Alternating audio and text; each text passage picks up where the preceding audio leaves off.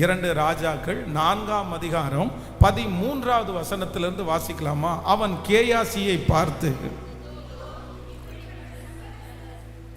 இப்படிப்பட்ட சகல சலக்கரணையோடும் எங்களை விசாரித்து வருகிறாயே, உனக்கு நான் என்ன செய்ய வேண்டும்? ராஜாவினிடத்திலாவது சேனாதிபதியினிடத்திலாவது உனக்காக நான் பேச வேண்டிய காரியம் உண்டோ என்று அவளை கேள் என்றார். அதற்கு அவள், என் ஜனத்தின் நடுவிலே நான் சுகமாய் குடியிருக்கிறேன் என்றாள். அவளுக்கு செய்ய வேண்டியது என்னவென்று கேயாசி அவன் கேட்டதற்கு, அவன் அவளுக்கு பிள்ளை இல்லை, அவன் புருஷனும் பெரிய வயது உள்ளவன் என்றான். அப்பொழுது அவன் அவளை கூப்பிடு என்றான். அவளை கூப்பிட்ட போது அவள் வந்து வாசற்படியிலே நின்றாள். அப்பொழுது அவன் ஒரு பிராண உற்பவ கால திட்டத்திலே ஒரு குமாரனை அணைத்து கொண்டு இருப்பாய் என்றான். அதற்கு அவள், எது தேவனுடைய மனுஷனாகிய என் ஆண்டவனே, உமது அடியாளுக்கு அபத்தம் சொல்ல வேண்டாம் என்றாள். அந்த ஸ்திரீ கர்ப்பம் தரித்து எலிசா தன்னோடே சொன்னபடி ஒரு உற்பவ கால திட்டத்தில் ஒரு குமாரனை பெற்றாள். கைகளை உயர்த்தி ஒரு ஹல்லேலூயா. கர்த்தருடைய பிள்ளைகளே, இந்த சம்பவத்தில் நீங்கள் வேதத்தில் வாசிக்கும் போது இந்த எலிசா என்கிற தீர்க்கதரிசி வந்து அடிக்கடி ஒரு ஊருக்கு அவர் ஊழியத்திற்காய் கடந்து போகிறார். அப்போ ஊழியத்திற்கு அவர் கடந்து போகும்போது அந்த மனுஷன் போகிற நாளெல்லாம் அந்த ஏரியாவிலே இருக்கிற ஒரு மிகப்பெரிய ஒரு வசதி உள்ள கொஞ்சம் கனம் பொருந்திய வீட்டிலே இருக்கிற ஒரு சகோதரி, அவர் வரும்போதெல்லாம் அவரை வந்து கூப்பிட்டு அவருக்கு சாப்பாடு கொடுத்து அதன் மூலமாக அதை ஒரு பெரிய பாக்கியமாக அவங்க நினைக்கிறாங்க. ஆனால் என்ன அப்படின்னு சொன்னால், அவர்களுடைய வாழ்க்கையிலே ஒரு குறை இருக்கிறது. அவங்க கணவனார் ரொம்ப வயது சென்றவர், இவர்களுக்கும் பிள்ளை பிறக்கும் என்கிற அந்த நம்பிக்கை இல்லை. அப்படிப்பட்ட ஒரு சூழ்நிலையிலே இந்த ஊழியக்காரனை விசாரித்ததன் மூலமாய், இந்த ஊழியக்காரனுக்கு ஊழியம் செய்ததன் மூலமாய் ஆண்டவர் வந்து அந்த மகளா ஆண்டவர் நினைக்கிறார். அவளுக்கு வந்து ஆண்டவர் ஒரு குழந்தையை கொடுக்கிற ஒரு சம்பவம் இந்த இடத்துல நம்ம வாசிக்கிறோம். ஆனால் இந்த பகுதியை நான் வந்து தியானித்து கொண்டிருக்கும் போது இந்த கனம் பொருந்திய ஒரு ஸ்திரீயினுடைய அந்த கிளாரிட்டி அப்படின்னா அவர்களுடைய அந்த ஞானத்தை குறித்து நான் ரொம்ப வியந்து போனேன். ஒரு தேவனுடைய பிள்ளையினுடைய வாழ்க்கையிலே அற்புதத்தை பெற்றுக்கொள்வதற்கு, இந்த உலகத்திலே சுகமாய் வாழ்வதற்கு இந்த மகள் கடந்து போன இந்த மகளுக்கு இருந்த இந்த ஞானம் வந்து நமக்கு ரொம்ப அவசியமான ஒன்று. வேதம் சொல்லுகிறது, உங்களில் ஒருவன் ஞானத்தில் குறைவுள்ளவனாய் இருந்தால் யாவருக்கும் சம்பூரணமாய் கொடுக்கிறவரும் ஒருவரையும் கடிந்து கொள்ளாதவருமாய் இருக்கிற தேவனிடத்தில் கேட்க கடவன். அப்போ ஒரு தேவனுடைய பிள்ளை ஆண்டவரிடத்தில் என்ன கேட்கணும்னா, கண்டிப்பாக நீங்கள் ஞானத்தை நீங்கள் கேட்க வேண்டும். ஞானத்திற்காக நீங்கள் ஜெபிக்கணும். நம்முடைய பிள்ளைகளை வளர்த்துகிறதற்கு ஞானத்திற்காக நம்ம ஜெபிக்கணும். நம்முடைய தொழிலை செய்வதற்கு ஞானத்திற்காக ஜெபிக்கணும். ஒருவேளை அதை குறித்த படிப்பு நமக்கு இருந்திருக்கலாம், அதை குறித்த அனுபவங்கள் நமக்கு இருக்கலாம். ஆனா வேதம் சொல்லுது, இந்த உலகத்திலே இருக்கிற படிப்பின் மூலமாய் வருகிற ஒரு ஞானம் இருக்கிறது, நம்ம அறிந்து கொள்வதன் மூலமாய் ஒரு ஞானம் இருக்கிறது. ஆனா தேவன் நமக்கு கொடுக்கிற ஞானம் மிகவும் வித்தியாசமான ஞானமாய் இருக்கிறது. நன்றாய் நினைத்துக் கொள்ளுங்கள் ஆண்டவருடைய பிள்ளைகளே, எத்தனையோ பேர் ராஜாக்களாய் எழும்பினார்கள், எத்தனையோ பேர் இந்த ராஜ்யத்திலே ராஜ்யபாரம் பண்ணினார்கள். ஆனா சாலோமோனுடைய நாட்களிலே அந்த ராஜ்யபாரத்தில் இருந்துச்சு பாருங்க ஒரு உயர்வு. இது எதனால வந்துச்சு அப்படின்னா, கர்த்தர் ஞானத்தை கர்த்தர் தருகிறார். எத்தனை பேர் ஆமோதிக்கிறீர்கள்? இன்றைக்கு இந்த ஆராதனை வேளையில எல்லா ஆண்டவருடைய பிள்ளைகளும் ஆண்டவரிடத்துல என்ன கேட்கணும் அப்படின்னு சொன்னா, ஆண்டவரே எனக்கு ஞானத்தை தாங்க, ஆண்டவரே எனக்கு ஞானத்தை தாங்க ஆண்டவரே. அந்த ஞானம் உங்களை ஐஸ்வர்யவானாய் மாற்றும். ஏன் அப்படின்னு சொன்னா, என்னுடைய ஆண்டவர் வந்து ஞானத்தோட வாழ்கிறதா ஆண்டவர் விரும்புறார். நீங்க ஏமாந்து வாழ்கிறதா ஆண்டவர் விரும்பல, நீங்க நஷ்டப்படுகிறதா ஆண்டவர் விரும்பல, மற்றவர்கள் உங்களுக்கு நேராக கை நீட்டுகிறதே ஆண்டவர் விரும்பல. ஒரு தேவனுடைய பிள்ளை எந்த இடத்துல போனாலும் நீங்க ஞானமா நடந்துக்கணும் அப்படின்னு ஆண்டவர் ரொம்ப விருப்பப்படுகிறார். நான் நம்புகிறேன், இதுவரைக்கும் நீங்கள் ஏமாந்து போகலாம், இதுவரைக்கும் நிறைய பேருக்கு முன்னாடி நீங்க கைகட்டி நிற்கலாம். ஆனால் இந்த ஆராதனைக்கு பிற்பாடு ஆண்டவர் உங்களை ஞானமாய் நடத்தி உங்க குடும்பத்தை ஞானமாய் நடத்த, உங்களுடைய கணவனாரை ஞானமாய் நடத்த, உங்களுடைய பிள்ளைகளை ஞானமாய் நடத்த கர்த்தர் ஏற்ற கிருபையை நமக்கு கர்த்தர் தருவாராக. நம்புறவங்க கரங்களை தட்டி ஆமென். ஞானத்தில் குறைவுள்ளவனுக்கு சம்பூரணமாய் கொடுக்கிற கர்த்தர். ஹல்லேலூயா. குடும்பத்தில் ஒரு பிரச்சனை வரும்போது கணவன் பிரச்சனை அப்படின்னு நம்ம நினைச்சிடக்கூடாது, மனைவி பிரச்சனை அப்படின்னு நம்ம நினைச்சிடக்கூடாது. நம்ம எதுக்காக ஜெபம் பண்ணணும் அப்படின்னு சொன்னா, ஆண்டவரே என்னுடைய கணவன் இதை போல இருக்கிறாரு, இந்த கணவனை நடத்துகிறதுக்கு எனக்கு ஞானத்தை கொடுங்க. என்னுடைய மனைவி இப்படி இருக்கிறாங்க, எனக்கு இந்த மனைவியை நடத்துறதுக்கு ஞானத்தை கொடுங்க. எல்லா காரியத்திலையும் ஒரு தேவனுடைய பிள்ளை இது ஏன் இப்படி நடக்குது, யார் தப்பு பண்றா, யார் மோசமானவங்க அப்படின்னு நினைக்கிறத விட அந்த இடத்துல நான் எப்படி நடந்துக்கணும்ன்ற ஞானத்தை நீங்க கேட்டீங்கன்னா, நான் நம்புறேன் உங்க வாழ்க்கையில இருக்கிற நிறைய பிரச்சனைகளை உங்களால ரொம்ப சரியாய் கையாள முடியும். எத்தனை பேர் ஆமோதிக்கிறீர்கள்? கைகளை அசைத்து ஒரு ஹல்லேலூயா. ஒரு விசை ஒரு மளிகை கடையிலே இருக்கிற ஒரு மனிதர் ஒரு சாட்சி அவர் சொன்னார். எனக்கு ரொம்ப ஆச்சரியமா இருந்துச்சு. அப்படின்னா அவர் படிக்காதவர், அவர் ஒரு 3ஆம் கிளாஸ் தான் படிச்சிருக்கிறாரு. ஆனால் ஒரு பெரிய மளிகை கடையினுடைய ஓனராக இருந்தார். இவர் என்ன பண்ணார் அப்படின்னு சொன்னால், தானும் படிக்காதவனாக இருக்கிறதுனால அவருடைய ஊர்லேயே ரொம்ப ஏழையான ஒரு வாலிபனை வேலைக்கு எடுத்துட்டார். அப்போ அந்த வேலைக்கு எடுத்து அவன் கிட்டத்தட்ட ஒரு 10 வருஷமா வேலை செஞ்ச உடனே அவனை ரொம்ப நம்ப ஆரம்பிச்சு பணம் வசூலிக்கிற இடத்துல கல்லாப்பெட்டியில நம்பிக்கையோட அந்த மனுஷனை விட்டுட்டு அவர் வெளியே போவார். ஆனா ஒவ்வொரு நாளும் பார்த்தீங்க அப்படின்னு சொன்னா, ஏதோ அவருக்கு ஒரு நெருகல். அப்படின்னா என்னமோ நமக்கு திருட்டு போகுது, யாரோ நம்முடைய கடையிலேருந்து திருடுறாங்க அப்படின்னு கண்டுபிடிப்பதற்காக யாருக்குமே தெரியாம அவர் என்ன பண்ணிட்டாருன்னா ஒரு சிசிடிவி கேமரா மாட்டுறாரு. அந்த சிசிடிவி கேமராவில் பார்த்தா இவர் எந்த பையனை நம்பினாரோ அந்த பையன் வேலை முடிச்சுட்டு போகும்போது கொஞ்சம் பணத்தை எடுத்து சுருட்டி தன்னுடைய பாக்கெட்டுக்குள்ள போயிட்டு வச்சிருக்கிறத அவர் பார்த்துட்டார். அது ஒரு நாள் நடக்கல, ரெகுலரா நடந்துட்டே இருக்குது. இவர் எதுவுமே கண்டுக்கல. இப்போ அவருக்குள்ள பெரிய கோபம் வருது. சரி, இவ்வளவு ஒரு நம்பிக்கை துரோகமா இருக்கான், இவ்வளவு மோசமானவனா இருக்கான், நம்ம இவ்வளவு நல்லா பார்த்துக்கிட்டோமே, இப்படி துரோகம் பண்ணலாமா?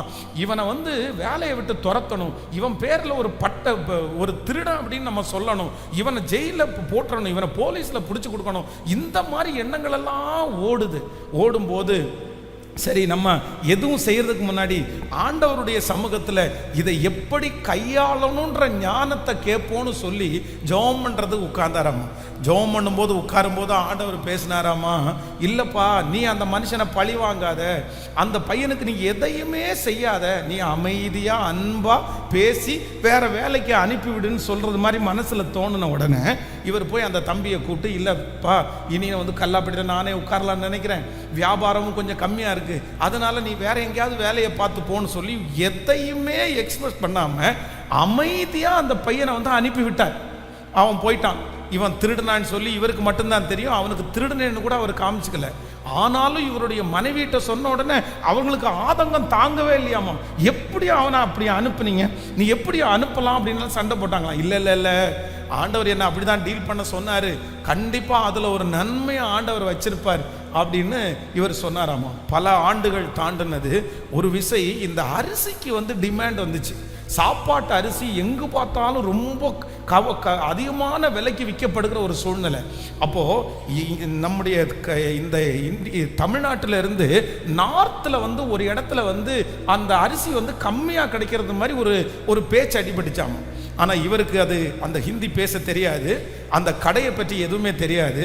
பல ஆண்டுகள் தாண்டி அந்த பையனை கூப்பிட்டு, இந்த மாதிரி அரிசி ஒரு இடத்துல கம்மியாக கிடைக்கிறது மாதிரி நான் கேள்விப்படுறேன், உனக்கு தான் ஹிந்தி பேச தெரியும்ல, உனக்கு தான் அந்த இடம் தெரியும்ல, நீ அந்த ஹெல்ப் பண்ண முடியுமான்னு கேட்ட உடனே அவனுக்கு ஏற்கனவே இவர் திருடி கூட நம்மளை காமிக்கல அப்படின்ற பாசம் இருந்தனால கண்டிப்பாக நான் உங்களுக்கு பண்ணுறேன்னு சொல்லி அவர் சொன்னார். பாஸ்டர், அதன் மூலமாய் மட்டும் கிட்டத்தட்ட 12 லட்சம் ரூபாய் எனக்கு லாபமாய் கிடைத்தது. லாபமாய் கிடைச்சு அந்த பையன் எனக்கு எங்கிட்ட இருந்து எவ்வளவு திருடுறான்னு எனக்கு தெரியாது.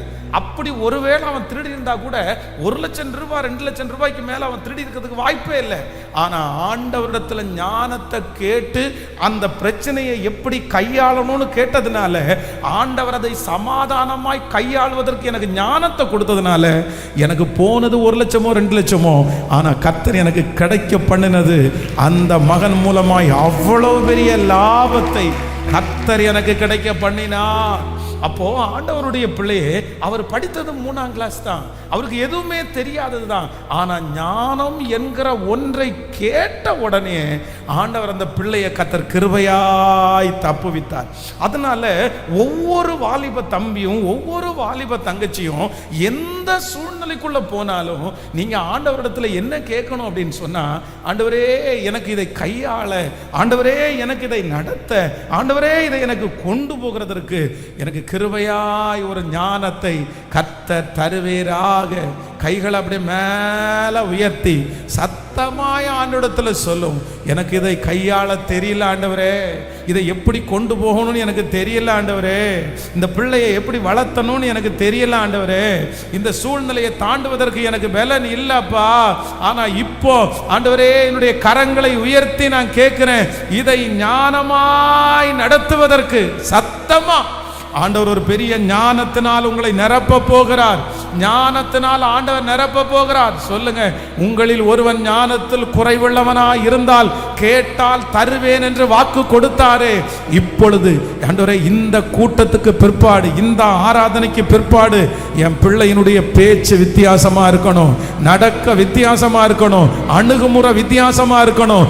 இதுக்கு முன்னாடி பார்த்த மகள் அல்ல, இதுக்கு முன்னாடி பார்த்த மனிதன் அல்ல, இனி அந்த காரியத்தை ஞானமாய் செய்யக்கூடிய ஒரு கிருபையை கர்த்தர் கிருபையாய் தருவீராக, கிருபையாய் தருவீராக. கைகளை அசைத்து ஒரு ஹல்லேலூயா.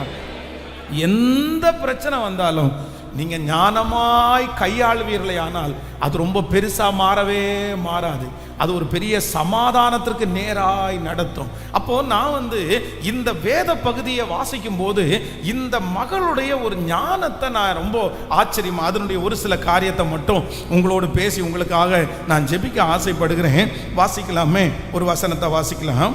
இந்த 2 ராஜாக்களின் புஸ்தகம் 4ஆம் அதிகாரத்தில் நீங்க 9வது வசனத்தை வாசிக்கலாமா?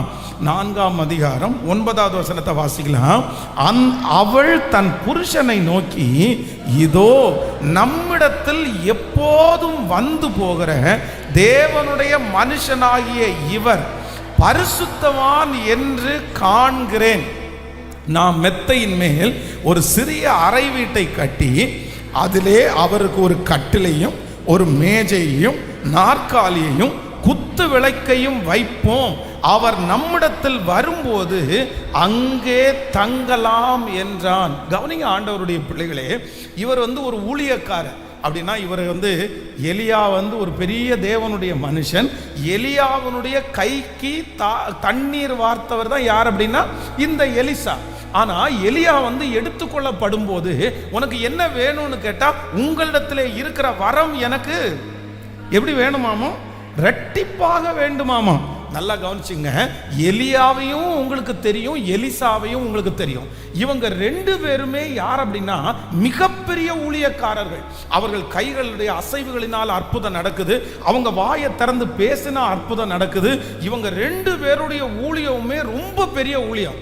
அப்போ இந்த மகளுக்கு முன்பாக அடிக்கடி இவங்க வீட்டுக்கு அந்த ஊருக்கு வரும்போதெல்லாம், ஊழியம் செய்ய வரும்போதெல்லாம் இவங்க வீட்டில் அவருக்கு சாப்பாடு கொடுக்குறாங்க. சாப்பிட்டுட்டு அவர் போறாரு, சாப்பிட்டுட்டு ஊழியத்துக்கு போவார். ஏன்னா இவங்க ரொம்ப வசதி உள்ள ஒரு வீடு, கனம் பொருந்திய வீடு. இவர்கள் அந்த பட்டணத்தில் ரொம்ப ஆசீர்வாதமாக இருக்கிறாங்க. அதனால ஊழியக்காரரும் அடிக்கடி அவங்க வீட்டில் சாப்பிட்டுட்டு போறாரு. ஆனால் இந்த அம்மா என்ன பண்ணியிருக்கிறாங்க அப்படின்னு சொன்னால், அவர் அற்புதம் செய்கிறாரு, அவர் மெசேஜ் கொடுக்குறாரு, அவர் நிறைய பேருடைய வாழ்க்கையை கட்டியிருக்கிறாரு. ஆனால் அத்தனை நாள் தன்னுடைய வீட்டில் அவர் சாப்பிட்டுட்டு இருக்கிறாரு. ஆனால் இந்த அம்மா என்ன செக் பண்ணியிருக்கிறாங்க அப்படின்னா, அடிக்கடி நம்மிடத்தில் வந்து போகிற இவர் யார் அப்படின்னு பார்க்கிறேன் அப்படின்னு சொன்னா, பரிசுத்தவான் என்று காண்கிறேன், பரிசுத்தவான் என்று காண்கிறேன், பரிசுத்தவான் என்று காண்கிறேன். அப்போது நீங்கள் ஒன்று கண்டுபிடிக்கணும், நம்ம ஒரு ஞானம் நமக்கு தேவை. நம்ம நிறைய பேர் என்ன நினைப்போம் அப்படின்னு சொன்னால், ஒரு மனுஷனை வந்து அற்புதம் செய்கிறவராக நம்ம பார்த்துருப்போம், ஒரு மனுஷனை வந்து சுகமாக்குற வரம் அவருக்குள்ள இருக்கிறத நம்ம பார்த்துருப்போம். நம்ம உடனே என்ன பண்ணிடுவோம் அப்படின்னு சொன்னால், எல்லாருமே ஒருத்தர் வந்து வெளி தோற்றத்தில் ஒரு நல்ல பிரசங்கம் பண்ணிட்டாங்களா, ஒரு நல்ல அற்புத அடையாளங்கள் நடக்குதா, உடனே நம்ம அவங்கள எங்கே வைக்கிறோம் அப்படின்னா, ஐயோ இவர் பெரிய பரிசுத்தவான், இவர் ஒரு பெரிய பரிசுத்தவான், இவர் ஊழியம் செய்கிறார்ல, எப்படி தப்பு பண்ணுவார், இவர் வந்து இத்தனை பேருக்கு அற்புதம் நடக்குது இல்லை, இவர் எப்படி தப்பு பண்ணுவார், இவர் எப்படி ஏமாத்துவார், இவர் எப்படி நமக்கு வார்த்தையை மாற்றி சொல்லுவார், சொல்ல மாட்டார். ஆனால் நம்ம வந்து வெளி தோற்றத்தை வைத்து பயன்படுகிறதை பார்த்து 100% உடனே நம்பிடுவோம்.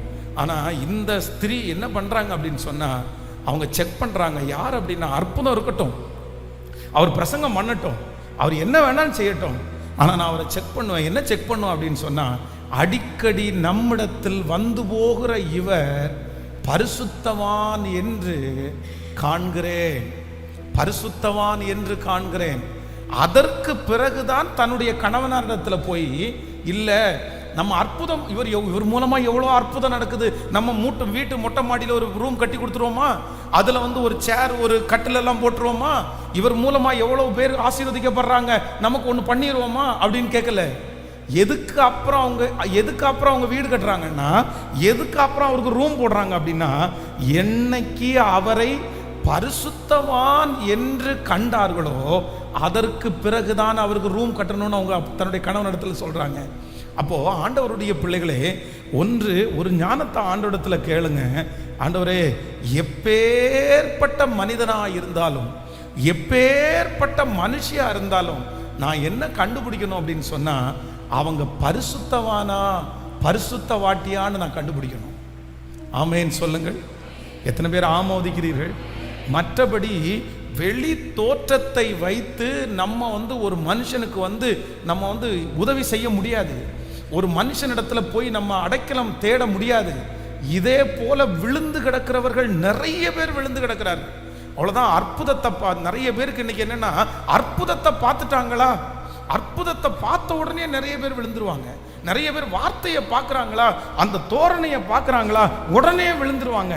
ஆனால் ஒன்று நீங்கள் நினச்சிக்குங்க, ஒரு மனுஷனை உங்கள் வீட்டுக்குள்ள வரைக்கும் கொண்டு வரணும்னா, அவர் அடிக்கடி வந்து சாப்பிட்டுட்டு போகிறாரு, பரவாயில்ல, அவர் வந்து ஊழியம்னு செய்கிறாரு, ஊழியத்துக்கு வர்றாரு, சாப்பிட்றாரு, போகிறாரு, அதை குறித்து எனக்கு பிரச்சனை இல்லை.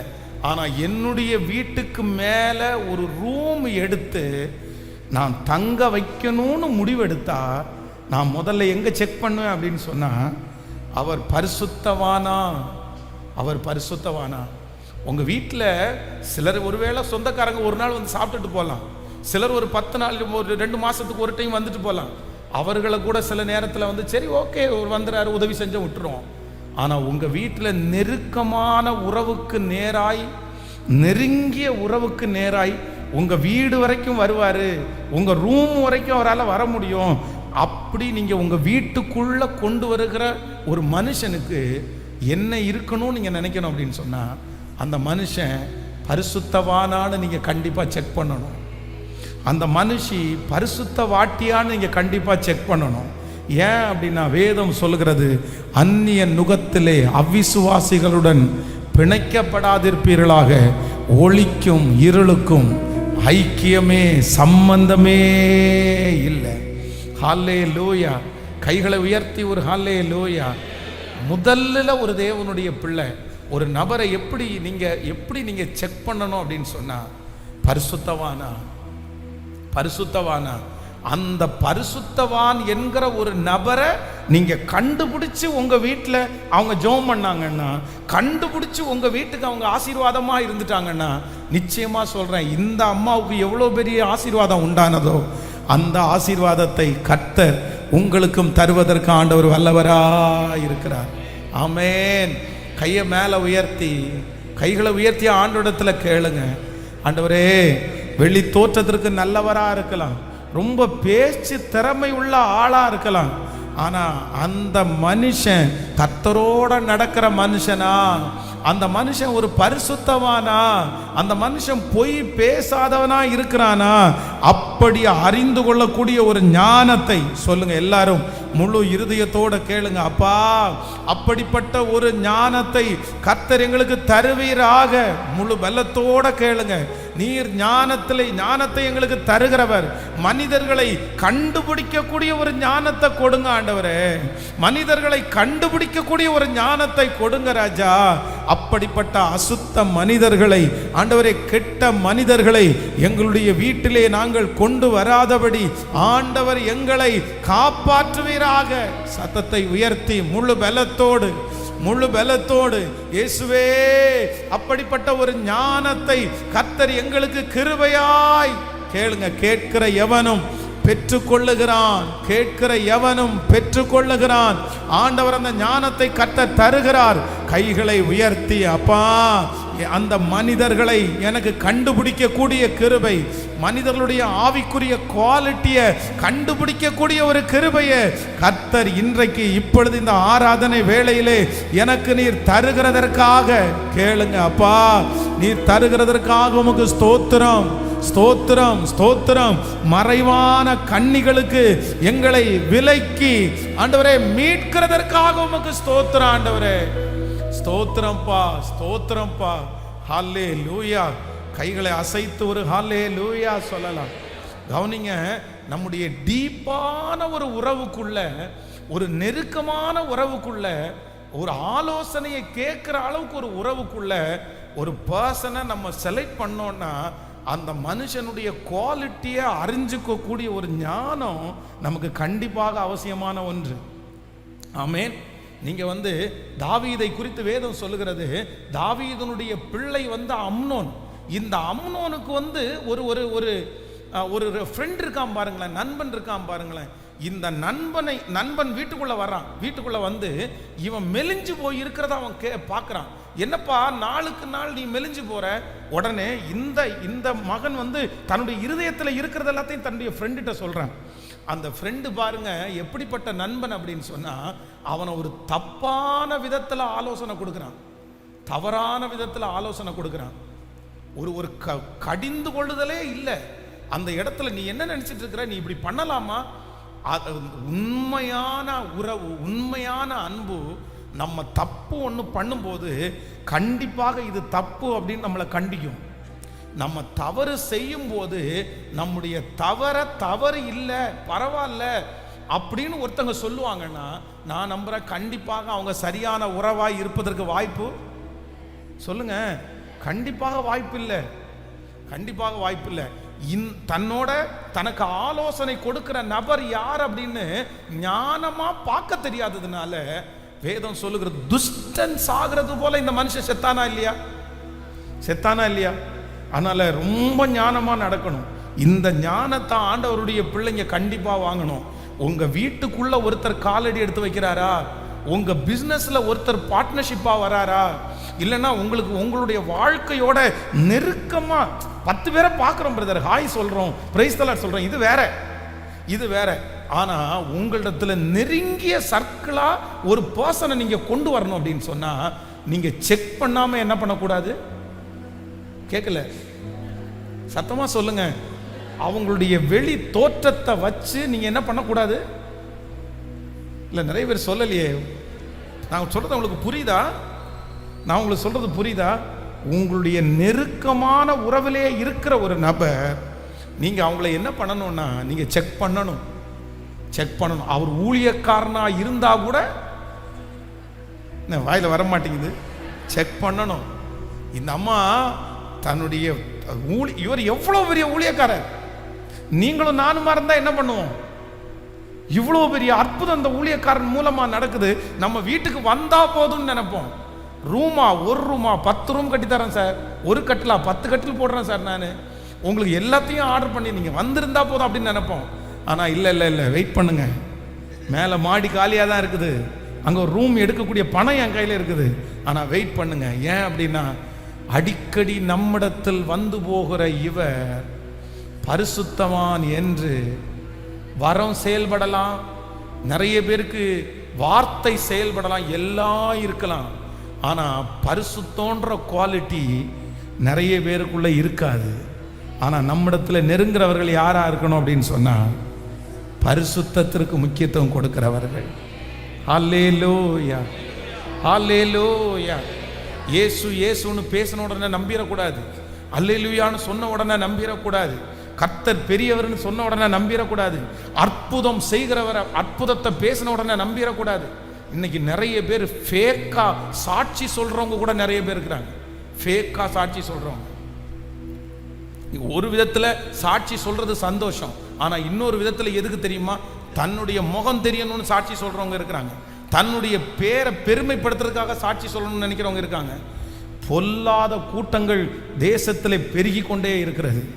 நம்மளை நிறைய பேர் சிக்கிறது எப்படி தான் சிக்கிறாங்க அப்படின்னு சொன்னால், நிறைய பேர் ஹோலியா பரிசுத்தமாய் வாயில் பேசின உடனே நம்ம நிறைய பேர் சுருண்டுருவாங்க. நிறைய பேர் ரொம்ப ரொம்ப ஜாக்கிரதை, ரொம்ப ஜாக்கிரதை. பைபிளை தூக்கிட்டு வந்தால் கூட, அவ்வளவு வல்லமை நடந்தால் கூட நம்ம என்ன பண்ணணும் அப்படின்னு சொன்னால் கண்டிப்பாக செக் பண்ணணும். செக் பண்ணணும். பக்கத்தில் கையை கொடுத்து சொல்லுங்கள், செக் பண்ணி செய்யுங்க. யாராக இருந்தாலும் விசாரித்து பண்ணுங்க. நல்ல நல்ல கையை கொடுத்து சொல்லுங்க, யாராக இருந்தாலும். பென்ஸ் பாஸ்டர் தெரியும்னு ஒரு ஃபோட்டோவை காமிச்ச உடனே இல்லை, பொதுவாக சொல்கிறேன், சிலர் இன்னைக்கு போகிற பக்கமெல்லாம் என்ன எடுப்பாங்க, போகிற பக்கமெல்லாம் ஃபோட்டோ எடுக்கிறவங்க நிறைய பேர் இருப்பாங்க. நமக்கு அவங்களுக்கு தெரியாது. அதுதான் ஒரு ஃபோட்டோ எடுங்கன்னு சொல்லும்போது நம்ம எல்லாருக்கும் எடுங்க, தாராளமாக எடுங்க, இது சந்தோஷம். சிலர் சந்தோஷமாக பாஸ்டரோட இருந்து ஒரு ஃபோட்டோ, அதெல்லாம் தப்பா இல்லை. நான் அதை ரொம்ப சந்தோஷமாக நினைக்கிறேன், அவங்க நம்ம மேலே வச்ச அன்பு. ஆனால் சிலர் எதுக்கு இருக்காங்க தெரியுமா, ஃபோட்டோ எடுத்து இவருக்கு நான் ரொம்ப நெருக்கமானவேன்னு காமிக்கிறதுக்கே நிறைய பேர் சுத்திடுறாங்க. அவங்க எங்கிட்ட மட்டும் ஃபோட்டோ எடுத்துருக்க மாட்டாங்க, ஊரில் இருக்கிற எல்லா ஊழியக்காரங்கள்ட்டையும் ஒரு ஃபோட்டோ எடுத்திருப்பாங்க. உங்களுக்கு அந்த ஒரு நபரை, அந்த ஊழியக்கார தெரியும்னு சொல்லுங்க, உடனே இதை பாருங்க, நானும் ஒரு ஒன்றா இருக்கிறோம், தோள் மேலே கை போட்டிருக்கிறாரு, எப்படி நிற்கிறோம் பாருங்க, எனக்கு எவ்வளோ நெருக்கமானவர் கிட்ட. அவங்க ஃபோன் பண்ணி இந்த மாதிரி ஒரு பர்சனை தெரியுமான்னு கேட்டால் எப்படிங்க நமக்கு தெரியும். அப்போது ஆண்டவருடைய பிள்ளைகளே, அப்படிப்பட்ட மனிதர்களை நீங்கள் என்ன பண்ணணும்னா, நீங்கள் ரொம்ப செக் பண்ணணும். இந்த அம்மா கூட இருந்த முதல் ஞானம் என்ன அப்படின்னா, ஆராய்ந்து பார்ப்போம்.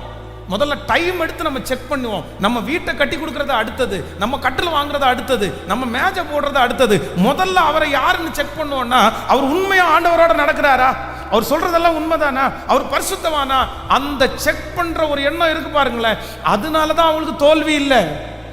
அதற்கு பிறகு நடந்ததற்கு பிற்பாடு, ஏமாத்தினதற்கு பிற்பாடு நீங்க ரொம்ப கஷ்டப்படுவீங்க, ரொம்ப கஷ்டப்படுவீங்க.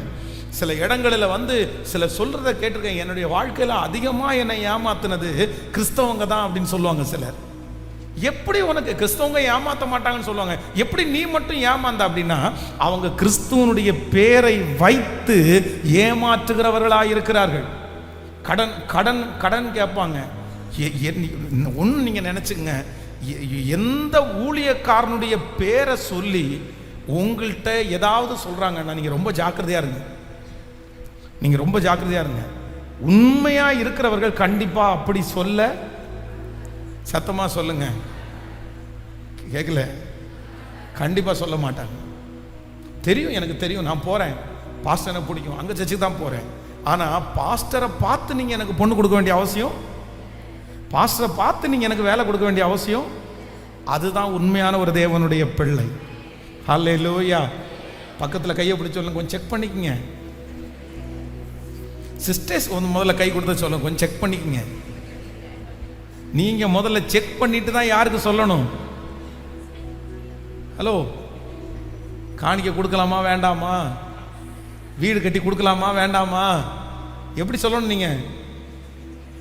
கண்ணை மூடி, சிஸ்டர், ஐயோ ஆண்டவர் உங்களை தூக்கி உச்சாந்தலையில் உட்கார வைக்கிறது மாதிரி நான் பார்க்குறேன் அப்படின்னு உடனே கொடுங்கய்யா ஒரு 2000 ரூபாய் அப்படின்னு வாங்கி சண்டை போட்டு கொடுத்துடக்கூடாது.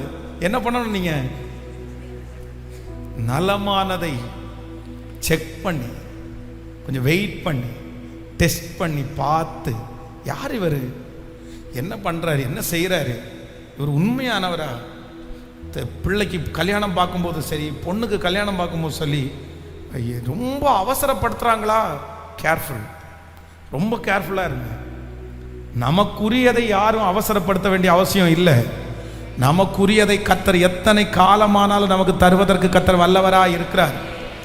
நீங்கள் யோசிச்சு செக் பண்ணீங்கன்னா கர்த்தர் உங்களை நேர்த்தியாய் நடத்துகிற தேவன். ஹல்லேலூயா, ஹல்லேலூயா. கைகளை மேல உயர்த்தி, ஆண்டவரே, சோதித்து பார்த்து ஒன்னும் தெரியாம நான் போய் சிக்கிட்டேன் பாஸ்டர். நீங்க சொல்ற வார்த்தைகள் எல்லாம் எனக்காக மட்டும்தான் ஆண்டவர் பேசுறாரு. நான் ஒண்ணுமே யோசிக்கல, நான் ஒண்ணுமே திங்க் பண்ணல. நான் எடுத்த உடனே நம்பிட்டேன், சொன்ன உடனே நம்பிட்டேன், ஆண்டவர்னு பேசின உடனே நம்பிட்டேன். ஆனா இன்னைக்கு இவ்வளவு பெரிய பாடுகளை நான் சுமக்கிறேன். ஆனா ஆண்டவர் எப்படியாவது உங்களை கை தூக்கி எடுப்பாரு. அதற்காக ஆண்டவரிடத்துல மன்னிப்பு கேளுங்க. ஆண்டவரே, நான் செக் பண்ணாம அப்படி செஞ்சதற்காக என்ன மன்னிச்சுக்கங்க ஆண்டவரேன்னு சொல்லுங்க.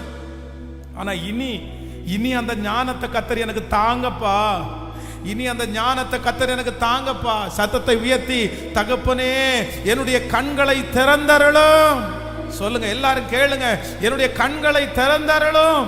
இனி என்னுடைய வாழ்க்கையிலே முக்கியமான இடங்களுக்கு நான் ஆராய்ந்து பார்க்காமல், ஆண்டவரே நான் யோசிக்காம, ஆண்டவரே நான் அதை குறித்து விசாரிக்காம செய்யாதபடிக்கு கர்த்தர் என்னை கிருபையாய் கர்த்தர் காப்பாற்றுவீராக, காப்பாற்றுவீராக. கேளுங்க இயேசுவே, அப்படிப்பட்ட ஒரு ஞானத்தை இப்பொழுது இந்த செய்தியை கேட்டுக்கொண்டிருக்கும் போதே ஒவ்வொரு பிள்ளைகள் மேலும் கர்த்தர் இப்பொழுது கொடுக்கிறதற்காய் ஸ்தோத்திரம். நன்றி அப்பா, நன்றி நன்றி நன்றி நன்றி ஆண்டவரே, நன்றி நன்றி நன்றி நன்றி நன்றி நன்றி. நீர் எங்களுக்கு போதித்து நடத்துகிற கர்த்தர். கைகளை உயர்த்தி ஒரு ஹல்லேலூயா சொல்லலாம். ஸோ நம்பர் 1, முதலாவதாக இந்த மகளிடத்திலே இருந்த ஒரு பெரிய அபிஷேகம் என்ன அப்படின்னு சொன்னா, வெளி தோற்றத்தை பார்த்தோ, உருவத்தை பார்த்தோ, பேசுறதை பார்த்தோ, அற்புதத்தை பார்த்தோ உடனே டிசைட் பண்ணிடாம அவங்க என்ன பண்றாங்கன்னா, முதல்ல டைம் எடுத்து அதை ஆராய்ஞ்சு பார்க்குறாங்க. எனக்கு தெரியும், இந்த சத்தத்தை கேட்கிற நிறைய பேர் நீங்க ஏமாந்து நிற்கிறீங்க, நீங்க ரொம்ப ஏமாந்துட்டீங்க. நீங்க ஏமாந்தது வேற ஏதோ துன்மார்க்கனால நீங்க ஏமாறல, திருடுகிறவனால நீங்க ஏமாறல. நீங்க ஏமாத்தினது யாரு நாங்க ஏமாத்தினா, ஆவிக்குரிய விதமா நடிச்சு உங்களை ஏமாத்திட்டாங்க. ஸ்பிரிச்சுவல் மாதிரி உங்களை காமிச்சு உங்களை ஏமாத்திட்டாங்க. நீங்க அவங்கள ரொம்ப நல்லவங்கன்னு நம்பினதுனால இன்னைக்கு ஏமாந்து போய் நிக்கிறீங்க. கொடுமை, மனசுக்கு அவ்வளோ வருத்தம். என்ன வருத்தம் அப்படின்னா, கடன் வாங்கி ஒருத்தங்க காசு கடன் கேட்குறாங்க, நான் ரொம்ப கஷ்டப்படுறேன்னு கடன் வாங்குறாங்க. உடனே இந்த அம்மா போய் இன்னொரு இடத்துல கடன் வாங்கி, ஐயோ நல்ல மனுஷனாச்சு, கடன் கொடுத்து அவங்க கடன் கட்டிட்டு அவங்க ஜாலி ஆயிட்டாங்க. இவங்க கடனை இவங்க கட்டலை. எப்படி இருக்கும்? இன்னும் ரொம்ப கொடுமை, தான் அனுபவிக்காத, தான் சாப்பிடாத, தான் துணிமணி உடுத்தாத யாரோ ஒருத்தருக்கு ஜாமீன் நின்னதுனால, யாரோ ஒருத்தரை நம்பினதுனால அவங்களுக்கு வாங்கி கொடுத்த பணத்தை மாசம் சம்பாதிச்சு அந்த பணத்தை கட்டுறது அப்படின்றது எவ்வளோ கொடுமை தெரியுமா? எவ்வளோ வருத்தம் தெரியுமா? மாசம் அந்த பணத்தை கட்டும்போது நான் ஏமாந்துட்டேனே, என்னை இப்படி எவ்வளோ வருத்தம் தெரியுமா? இது எதனால தெரியுமா? ஒரு மனுஷனா ஆராய்ஞ்சு பார்க்காம நம்புறதுனால தான். ஒரு மனுஷனை ஆராய்ஞ்சு பார்க்காம நம்புறதுனால. எந்த காரியமா இருக்கட்டும் நீங்க ஒரு தீர்மானம் எடுக்கணும். என்ன தீர்மானம் அப்படின்னு சொன்னா, நான் முதல்ல என்ன பண்ணுவேன்னா, டெஸ்ட் பண்ணுவேன். இங்க நிறைய பேர் வருவார்கள். வரும்போதெல்லாம் சிலர் கேட்பாங்க, சாப்பிட்றதுக்கு பணம் இல்லைன்னு சொல்லுவாங்க. ஆனா உண்மையில நான் என்ன சொல்றேன் தெரியுமா? சாப்பிட்றதுக்கு பணம் இல்லைன்னு வர்றவங்கள்ட்ட அவங்க சரியானவங்களா கெட்டவங்களான்னு தெரிஞ்சுக்கிறதுக்கு ஒண்ணு, பாப்பா இந்த ஹோட்டலில் போய் நான் வாங்கி தரேன். இல்லைன்னா ஒரு பையனை கூப்பிட்டு, எப்பா இவங்களுக்கு சாப்பாடு என்ன வேணுமோ வாங்கிட்டு வாப்பா அப்படின்னு சொல்லிட்டோன்னு வச்சுங்களேன். என்கிட்ட ஒருத்தர் வந்தார், சென்னையில் வந்தேன், வர்ற வழியில் பர்ஸை தொலைச்சிட்டேன், பிட் பாக்கெட் அடிச்சிட்டாங்க, எனக்கு திரும்ப சென்னைக்கு போகணும், தயவு செய்து ஒரு 3000 ரூபாய் தாங்கன்னாரு. எதுக்கு? ஏன் ஃப்ளைட்லையா போகிறீங்க? 3000 ரூபாய் வேணுமா சார்? இது நீங்கள் சென்னைக்கு போகணுன்னா, ட்ரெயினில் போகணுன்னா 350 ரூபா தானே செலவாகும், நீங்கள் 3000 ரூபாய் கேட்குறீங்க. இல்லை, போகிற வழியில் கொஞ்சம் சாப்பிடணும் அப்படி இப்படின்னு சொல்லிட்டு, கையில் அவ்வளோ அழகான ஒரு பைபிள், கையில் அந்த பைபிள் வச்சுருக்கேன், இதை பாருங்கள் நான் எவ்வளோ நோட்ஸ் எடுத்துக்கிறேன் பாருங்கள் அப்படின்னாரு. உடனே அப்படியா ஐயா, நீங்கள் இப்போ சென்னைக்கு போனால் போதும் அவ்வளோதானே, சென்னைக்கு போனால் உங்களுக்கு வீட்டுக்கு போயிடலாம் இல்லை? ஆமாம், சரி. என் சர்ச்சில் இருக்கிற ஒரு தம்பியை கூட்டி 200 ரூபா அவன் கையில் கொடுத்துட்டு, இந்த 200 ரூபா அவருக்கு பேக்கெட்டில் வச்சுக்கோ, அகைன் ஒரு 500 ரூபாவை கொடுத்து போய் ரயில்வே ஸ்டேஷனில் இறக்கி விட்டுட்டு ஒரு டிக்கெட் எடுத்து அவர் கையில் கொடுத்து 200 ரூபா அவர் கொடுத்து அனுப்பிடு அப்படின்னு சொன்னால், நானே போகிறேனே. இல்லை நீங்களே போனால் இங்கேருந்து ஆட்டோ பிடிச்சிட்டு போனீங்கன்னா அதுக்கு ஒரு 100 ரூபா செலவாகும், தேவையில்லை, தம்பிங்க ஃப்ரீயாக தான் இருக்காங்க, உங்களை கொண்டு போய் பைக்கில் விடுவாங்கன்னா, இல்லை பைக்கிலலாம் வேண்டாம். அப்புறம் கடைசியில் வந்தால் சென்னைக்கெல்லாம் இல்லை, இங்கே இருக்கு பாருங்க ரத்னபுரிக்கு அந்த பக்கம், அங்கே தான் உட்காந்துருக்கிறாரு. அவர் சென்னைக்குள்ள ஆள் கிடையாது. இது ஒரு சின்ன விஷயம். நம்ம 200 ரூபா 100 ரூபா 500 ரூபா சில இடத்துல தவறுறோம், அது கூட பெரிய. ஆனால் வாழ்க்கையே, வாலிப தம்பி தங்கச்சி, ரொம்ப கவனமாக இரு. எதில் கவனமாக இருக்குன்னு தெரியுமா? நீ என்ன பண்ணணும்னா செக் பண்ணணும். உங்கள்கிட்ட நம்பிக்கையை கொடுக்குறவங்களுக்கு நீங்கள் செக் பண்ணணும். ஹோலியாக நடிக்கிறவங்க கூட நிறைய பேர் இருக்கிறாங்க, ஜெபிக்கிறது மாதிரி நடிக்கிறவங்க நிறைய பேர் இருக்காங்க. அந்த மாதிரி பையனை பார்த்த உடனே நீ விழுந்துடக்கூடாது, அந்த மாதிரி பொண்ணை பார்த்த உடனே நீ விழுந்துடக்கூடாது. அது எதிர்காலத்தில் உனக்கு ரொம்ப தீமையாக வந்து முடியும். ஆண்டவரே எனக்கு இந்த கிருபையை தார். ஆமென். சீக்கிரமா இரண்டாவதாக ஒரு காரியத்தை வேகமாக நம்ம வாசிக்கலாமே. 13வது வசனத்தை வாசிக்கலாமா? 13வது வசனம். அவன் கேயாசியை பார்த்து, இதோ இப்படிப்பட்ட சகல கரிசனையோடும் எங்களை விசாரித்து வருகிறாயே, உனக்கு நான் என்ன செய்ய வேண்டும்? ராஜாவினிடத்திலாவது சேனாதிபதியினிடத்திலாவது உனக்காக நான் பேச வேண்டிய காரியம் உண்டோ என்று அவளை கேள் என்றான். அதற்கு அவள், என் ஜனத்தின் நடுவிலே நான் சுகமாய் குடியிருக்கிறேன் என்றாள். அடுத்த வசனத்தை கூட வாசிக்கலாம். அவளுக்கு செய்ய வேண்டியது என்னவென்று கேயாசியை கேட்டதற்கு அவன் அவளுக்கு பிள்ளை இல்லை, அவள் புருஷனும் பெரிய வயதுள்ளவன் என்றான். கவனிங்க ஆண்டவருடைய பிள்ளைகளே, இரண்டாவது இந்த இடத்துல என்ன நடக்குது அப்படின்னா, தீர்க்கதரிசி ஆகிய எலிசா இந்த லேடியை, இந்த சகோதரியை பார்த்து கேட்குறான், எப்பா எங்களை நீ இவ்வளவு கரிசனையா நடத்துறிய, இவ்வளவு நல்லா நடத்துறிய, ஒன்றுன்னா பார்த்து பார்த்து பார்த்து பார்த்து ஊழியக்காரன் அப்படின்னு செய்தியே. இப்போ ஒன்று இந்த எலிசா என்ன சொல்றா அப்படின்னா, எனக்கு பவர் இருக்கு அப்படின்னு சொல்றாரு. என்ன இருக்கு? யார்கிட்ட பேசுகிற வரைக்கும் எனக்கு பவர் இருக்குது. அவர் சொல்றாரு பாருங்க, விசாரித்து வருகிறாயே, உனக்கு நான் என்ன செய்ய வேண்டும்? ராஜாவினிடத்திலாவது சேனாதிபதியினிடத்திலாவது உனக்கு பேச வேண்டிய காரியம் உண்டோ என்று அவளை கேள். ஹலோ, ஏதாவது ஒன்று நான் பேசணுமா? போலீஸ் ஸ்டேஷனில் பேசணுமா? நான் அரசியல் வேட்ட பேசணுமா? நான் இந்த ஆஃபீஸர்கிட்ட பேசணுமா? எனக்கு பவர் இருக்குது, ஏதாவது உனக்கு தேவை இருக்குதா? என்ன இவ்வளவு நீ விசாரிக்கிறியே? உடனே உண்மையான அந்த பெண் என்ன சொல்றாங்க அப்படின்னா, ரொம்ப அழகா இருக்குது. அதற்கு அவள், என் ஜனத்தின் நடுவே நான் சுகமாய் குடியிருக்கிறேன். என் ஜனத்தின் நடுவே, சத்தமா சொல்லுங்க, பக்கத்தில் இருக்கிற கையை பிடிச்சி சொல்லுங்க. பார்க்கிறவங்கள்ட்ட எல்லாம் நம்ம பிரச்சனையை சொல்லக்கூடாது, கேட்கிறவங்கள்ட்ட எல்லாம் நம்முடைய பிரச்சனையை சொல்லக்கூடாது. உதவி வேணுமான்னு கேட்கிறவங்கள்ட்ட எல்லாரும் கொடுன்னு சொல்லிடக்கூடாது. நம்முடைய பிரச்சனையை நாம் மற்றவர்களுக்கு அப்படியே டெலிபரேட்டா சொல்ல வேண்டிய அவசியம், சத்தமா சொல்லுங்க. இந்த மகளிடத்தில் இருந்த ஞானம் என்ன அப்படின்னு சொன்னா, கேட்டா கூட என்னுடைய பிரச்சனை என்னன்னு சொல்லுங்க, சொல்லல. ஒன்று நீங்க நினைத்து கொள்ளுங்க, நீங்க எத்தனை பேர் அப்படி சிக்கிருக்கீங்கன்னு தெரியல.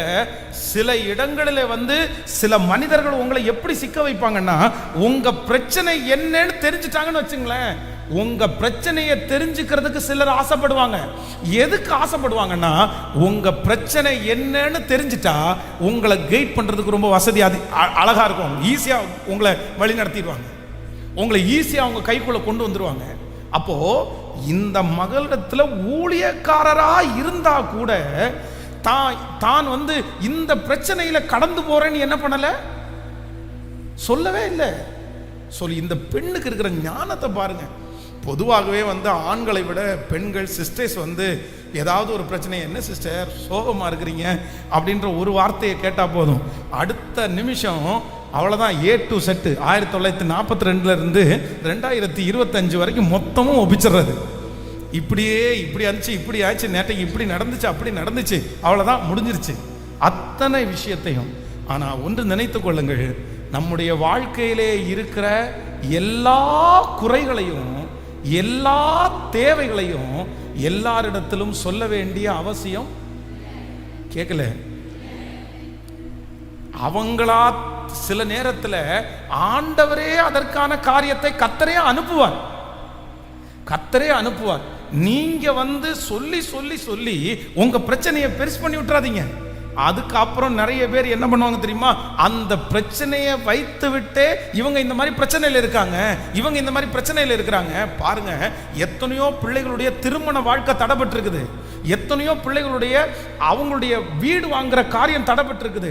இந்த காரியங்கள் எல்லாம் எதனால தடைபட்டுச்சு தெரியுமா, இவர்களுடைய குறைகளை, இவர்களுடைய இயலாமையை நிறைய பேருக்கு சொல்றதுனால இவர்களை குறைவானவர்களாகவே பார்த்து இவங்களால செய்ய முடியாதுன்னு பார்த்து எத்தனையோ பேருடைய ஆசீர்வாதங்கள் தடையா இருக்குது. அதனால முடிந்த வரைக்கும் 90% அவர் என்னை விசாரிக்கிறவரானபடினால் என் கவலைகளை எல்லாம் அவர் மேல கர்த்தர் மேல. எத்தனை பேர் ஆமோதிக்கிறீர்கள்? அவருக்கு தெரிஞ்சா போதும். ஆமேன். அன்னாளை குறித்து வேதம் சொல்லுகிறது, பெண்ணினாள் அவ்வளவு வருத்தப்படுறாங்க. இப்ப அவங்களுக்கு இருக்கிற ஒரே ஒரு ஆதரவு யார் அப்படின்னா ஏலிய அங்க உட்கார்ந்து இருக்காரு, சும்மா தான் உட்கார்ந்து இருக்காரு, அவருக்கு எந்த வேலையும் இல்லை. நம்மளா இருந்தா ஸ்ட்ரெயிட்டா பாஸ்டர்ட்ட போய் ஐயா இப்படின்னு சொல்லுவோம். ஆனா வேதம் சொல்லுது, அந்த அன்னாள் தேவனோடு பேசி கொண்டிருந்தாள். அவளுடைய வாய் மட்டும், உதடு மட்டும் அசைஞ்சுதான், தன்னுடைய இருதயத்துல பேசினாலாமா. அப்படின்னா தன்னுடைய பிரச்சனை, தான் கடந்து போகிற பாதை சத்தம் போட்டு ஜோம் பண்ணா ஐயாவுக்கு கேட்டுருன்னு சொல்லி அதை கூட செய்யாம இருந்தவங்க தான் இந்த அன்னாள். ஆனா நான் நம்புறேன், அவளுடைய இருதயத்தினுடைய உடைவை கர்த்தர் பார்த்தார், தேவையை கர்த்தர் பார்த்தார். ஆமென். சூழ்நிலையை ஆண்டவர் பார்த்தார், கர்த்தர் உதவியை அனுப்பி அற்புதம் செய்வதற்கு கர்த்தர் எவ்வளவு நல்லவரா இருக்கிறார். ரொம்ப கேர்ஃபுல்லா இருக்கணும். அதுவும் பிள்ளைகளை குறித்து கூட நம்ம ரொம்ப ஜாக்கிரதையா இருக்கணும். பிள்ளைகளை குறித்து பெருமையும் பேச வேண்டாம், அதே நேரத்தில் பிள்ளைகளை குறித்து குறைவும் பேச வேண்டாம். ஆமென். எத்தனை பேர் தீர்மானம் எடுக்கிறீங்க? கைகளை அசைத்து ஒரு ஹல்லேலூயா. இப்போ ஒரு 3 பேருடைய கையை பிடிச்சி சொல்லுங்க, உங்க பிரச்சனை உங்களோடையே இருக்கட்டும், உங்க தேவை உங்களோடையே இருக்கட்டும், நீங்க கடந்து போகிற பாதை உங்களோடையே இருக்கட்டும். மற்றவங்களுக்கு தெரியணும்னு அவசியம் இல்லை. நமக்கு உதவி செய்யறது மாதிரி சொதப்பி விடாம இருந்தா போதும், மாட்டி விடாம இருந்தா போதும். எனக்கு அவரை தெரியும், இவரை தெரியும், நான் பேசுவேன், எனக்கு பவர் இருக்குன்னு சொல்லி இந்த எலிசா அதை தான் கேட்குறாரு. எப்பா எனக்கு பவர் இருக்குது, நான் வேணா பேசட்டுமா? நீ ஒன்றும் பேச வேண்டாம்ப்பா, நீ எதுவுமே பேச வேண்டாம், நீ அமைதியாக இருந்தா போதுமானது. எத்தனையோ விஷயத்தில் நம்ம இப்படி எத்தனையோ பேரை பார்த்துருக்குறோம். பாருங்க, நம்முடைய திருச்சபைக்காக ஒரு காலத்தில் பார்த்தீங்க அப்படின்னு சொன்னால் ஒரு சின்ன ஒரு ப்ராப்ளம் இருந்துச்சு. அப்போ நம்ம சர்ச்சில் ஒருத்தர், ஒரு அரசியலில் கொஞ்சம் நாட்டம் உள்ளவர் ஒருத்தர் வந்தார். அப்போ என்கிட்ட கேட்டார். என்ன கேட்டாருன்னா, பாஸ்டர் இந்த மாதிரி ரொம்ப பெரிய ஆள் ஒருத்தர் இருக்கிறாரு, அவர் கிறிஸ்டியன் தான், அவர் சர்ச்சுக்கு போகிறவர் தான், அவர் மட்டும் ஒரு நாள் உள்ளே வந்துட்டு போயிட்டார் அப்படின்னு சொன்னால் அவ்வளோதான், நம்ம பிரச்சனையெல்லாம் சால்வ் ஆயிரும், பக்கத்தில் இருக்கிற ரவுடிங்க எல்லாம் அமைதியாயிருவாங்க, அவர் அவ்வளோ பெரிய வெயிட்டான ஆள் அப்படின்னு சொன்னார். சொன்ன உடனே நான் ஒருத்தன் எதையுமே யோசிக்காம, சரி பிரதர் அப்படின்னா வர சொல்லுங்க அப்படின்னோடனே ஞாயிற்றுக்கிழமை வந்தார். ஞாயிற்றுக்கிழமை சர்ச்சு முடித்த உடனே எல்லாரும் ஜெபம் பண்ணுறதுக்காக ஒரு 10-15 பேர் இருக்காங்க. இவர் வந்ததை பின்னாடி பார்த்தேன். அவர் வந்து சொல்கிறார், பாஸ்டர் அவர் வந்திருக்காருன்னு சொன்ன உடனே மொத்த பேருக்கும் ஜெபம் பண்ணுறதை விட்டுப்புட்டு நான் அங்கே போயிட்டேன், அவரை பார்க்குறதுக்கு போயிட்டேன். ஏன்னா அவர் வெயிட் பண்ணணுமே, நம்ம ஜனங்கள் வெயிட் பண்ணுவாங்க, ஸோ அவரை நம்ம வெயிட் பண்ண வைக்க வேணான்னு சொல்லிட்டு, ஐயா நீங்கள் வந்தது ரொம்ப சந்தோஷம் அப்படின்னு சொல்லி அப்படியே எடுத்து பேசுறதுக்குள்ள அவர் கத்த ஆரம்பிச்சிட்டார். என்ன சொன்னார்னா, என்ன நினைச்சிட்டு இருக்கிறீங்க மனசுல, இவ்வளவு சத்தத்தை போட்டு கத்திட்டு இருந்தீங்கன்னா பக்கத்து வீட்டுக்காரங்க எல்லாம் தூங்க வேண்டாமா? அவெல்லாம் ஞாயிற்றுக்கிழமை ஒரு நாள் தான் வந்து உட்கார்ந்து இருக்கிறான், அன்னைக்கு இப்படி சத்தம் போட்டு அலோலியான்னு கத்துனா அப்ப அவன் கேஸ் கொடுக்காம என்ன பண்ணுவான்? நீங்க முதல்ல பண்ணுங்க, இந்த மைக்கெல்லாம் கழட்டி கீழே வச்சுட்டு, சின்ன சர்ச்சு தானே, நீங்க வாயிலே பிரசங்கம் பண்ணுங்க. யாரு? ஹலோ, சர்ச்சுக்கு போறவரு யாரு? நமக்காக பேச போறவரு. அப்போ அமைதியா துக்கப்பட்டான் பாருங்க, உடஞ்சிட்டான் பாருங்க. அப்படியே ஆண்டவரிடத்துல மன்னிப்பு கேட்டேன், சாரிப்பா இது நான் செஞ்சிருக்க கூடாது, இது தவறு. நீங்க என்ன நடத்துவீங்க? ஆமேன். நம்மை தாண்டி உதவியை அனுப்புகிற கர்த்தர், என்னை நோக்கி கூப்பிடு, அப்பொழுது நான் உனக்கு அறியாததும் உனக்கு எட்டாததுமான பெரிய காரியத்தை உனக்கு நான் செய்வேன். ஏன் பிள்ளை நீ சோகமா இருக்கேன்னு கேட்டா, பக்கத்து வீட்டுக்காரங்க கேட்டா சொல்லிடக்கூடாது. இன்னைக்கு நல்லவங்களாட்டும் கேட்பாங்க, இன்னைக்கு நல்லவங்களாட்டும் சொந்தக்காரங்க கேட்பாங்க. என்ன நடந்துச்சு, ஏது நடந்துச்சு யாருக்கும் தெரிய வேண்டாம். சில நேரத்தில் நம்முடைய வீட்டில் நடக்கிறது பெத்த அம்மா அப்பாவுக்கு கூட சொல்லுங்க, எல்லாருமே தெரிய வேண்டாம். யாருக்கு தெரிஞ்சா போதும்? சொல்லுங்க, யாருக்கு தெரிஞ்சா போதும்? என்னுடைய குறைவு யாருக்கு தெரிஞ்சா போதும்? என்னுடைய தோல்விகள் யாருக்கு தெரிஞ்சா போதும்? சொல்லுங்க, சத்தமா சொல்லுங்க, அவருக்கு தெரிஞ்சா போதும். ஏன்னா இவங்களுக்கு தெரிஞ்சு எதுவும் நடக்க போறது? அவங்களுடைய பரிதாபத்தை வச்சு நான் என்ன பண்ண போறோம்? அவங்க பரிதாபம் எனக்கு தேவையில்லை. சிலருக்கு ஒரு பழக்கமாச்சு, யார்கிட்ட போனாலும் ஒரே கண்ணீர், யார்கிட்ட போனாலும் யார் எதுன்னே இல்லை, பார்த்த உடனே எல்லாத்தையும் பேசி, ஐயோ இவ்வளோ கடனாகி போச்சுங்க, ஐயோ என் கணவனார் இப்படி பண்றாருங்க, ஐயோ என் மருமை இப்படி பண்றாருங்க. வேண்டவே வேண்டாம். என்ன பண்ணுவாங்க? இன்னைக்கு சந்தோஷமா பேசுவாங்க, நாளைக்கு நீங்க வர்றதுக்கு முன்னாடி உட்கார்ந்து உங்களை குறிச்சே குறை பேசிட்டு இருப்பாங்க. இவங்களுக்கு இப்படி நடந்துச்சுன்னு சொல்லுவாங்க. அதனால இந்த மகளுக்கிட்ட இருந்த ஒரு இரண்டாவது பெரிய ஞானம், அவர் வாலண்டியரா கேட்டதுக்கு அப்புறம் கூட கர்த்தர் என்னை எப்படி வச்சிருக்கிறாரு? சத்தமா சொல்லுங்க. உங்கள்ட்ட இருக்கிற கெத்து என்ன தெரியுமா?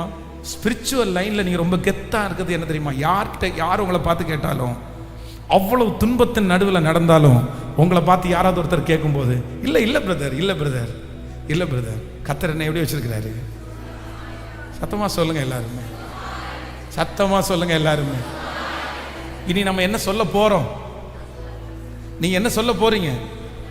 அதுக்காக ஆண்டவர் என்ன பயங்கரமா வச்சிருக்கிறார் அப்படின்னு சொல்லாதீங்க, அதுவும் தேவையில்லாத வேலை. ஆமேன். சிலருக்கு அது ரொம்ப பெருமை, கர்த்தர் என்ன அப்படி வச்சிருக்கிறார் பிரதர், கொட்டாரத்தில் வச்சிருக்காரு பிரதர், சீமையில தூக்கி வச்சிருக்கிறார் பிரதர். இதெல்லாம் கேட்டாங்களா?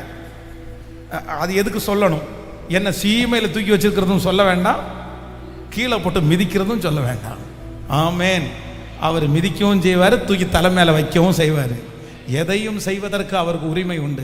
ஆனால் ஆண்டவருடைய பிள்ளைகள் வாயை திறந்து யாரிடத்திலையும் கேட்காதபடிக்கு உங்களை நடத்துகிறவர் கர்த்தர் உங்களோடு இருக்கிறார்.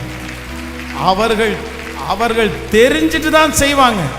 அந்த அளவிற்கு கர்த்தர் செய்ய வைக்கிறதற்கு வல்லவர். கையை உயர்த்தி ஆண்டவரிடத்துல கேட்கலாமா? ஆண்டவரே, அப்படிப்பட்ட ஒரு தைரியம் இப்பொழுது எனக்குள்ள கடந்து வரட்டும் என்று ஜெபம் பண்ணுங்க. சத்தமா முழு பலத்தோடு கூட. ஹalleluya. கேளுங்க, ஆண்டவரிடத்துல கேளுங்க. அப்பா, கர்த்தர் யாரோ ஒருத்தரிடத்துல கர்த்தர் பேசுறாரு, இல்ல நீ யார்கிட்டையும் சொல்ல வேண்டாம் மகளே, யார்கிட்டையும் சொல்ல வேண்டாம். நான் உனக்கு சொன்னதை செய்யும் அழவும் உன்னை கைவிடுவது இல்லை என்று எனக்கு வாக்கு கொடுத்த தேவன் இருக்கிறார். ஸ்தோத்திரம், ஸ்தோத்திரம், ஸ்தோத்திரம். நம்புங்கப்பா உந்தன் பிள்ளையை, நம்புங்கப்பா உந்தன் பிள்ளையை. பாடுவோம். நம்புங்கப்பா உந்தன் பிள்ளையை, நம்புங்கப்பா உந்தன் பிள்ளையை.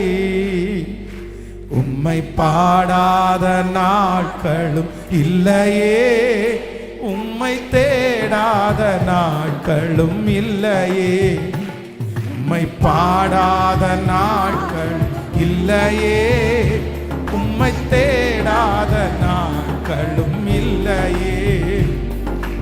உம்மை அல்லாமல் யாரை நான் நேசிப்பேன், உமக்காக அல்லாமல் யாருக்காக வாழுவேன்.